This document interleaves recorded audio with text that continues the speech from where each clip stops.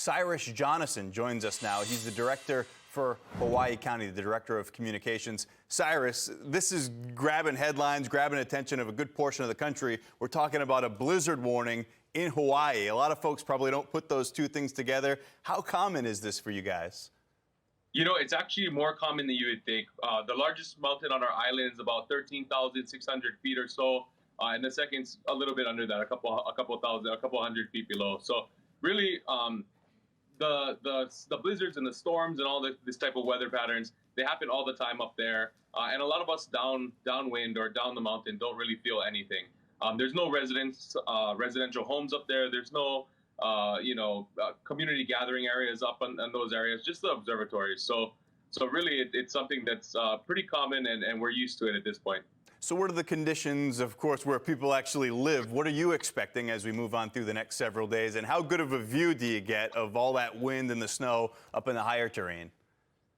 You know, when the snow is actually happening generally down here, where I am in Hilo, we'll just see a bunch of dark clouds, and we'll get a lot of heavy rain. But we won't see the mountain until a few days later. And generally, when the rain subsides, the clouds leave, there's usually a nice blanket of snow that covers the mountain. And pretty much everyone on our island can see at least one of the two mountains that are covered.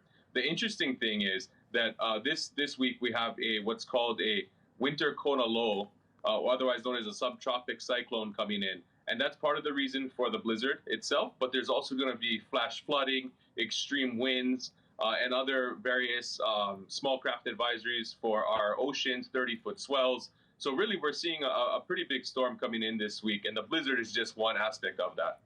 There are some structures on top of these mountains, like Kilauea, Mauna Kea. You got the observatory up there. How dangerous will those high winds be? We're talking about wind gusts up above 100 miles per hour, incredible wind gusts. Are those buildings up there all fortified since they have to deal with this fairly occasionally? Yeah, absolutely. I mean, a lot of those telescopes, may be, 10 or 15 stories or 12 stories high, but they also go about 12 stories underground. So they're very strong, they're robust, they've been up there, they've handled the storms, and I don't foresee any major damage happening to them. Maybe some paneling issues, but generally they're built pretty sturdy. Some of those rainfall tallies that you were mentioning, we're talking about the huge wind gusts and the big time snowfall up in the higher terrain, but you got a lot of water coming your way over the next several days, the possibility of several inches of rain. What about things like mudslides, flash flooding for the lower terrain? Is that something you're concerned about?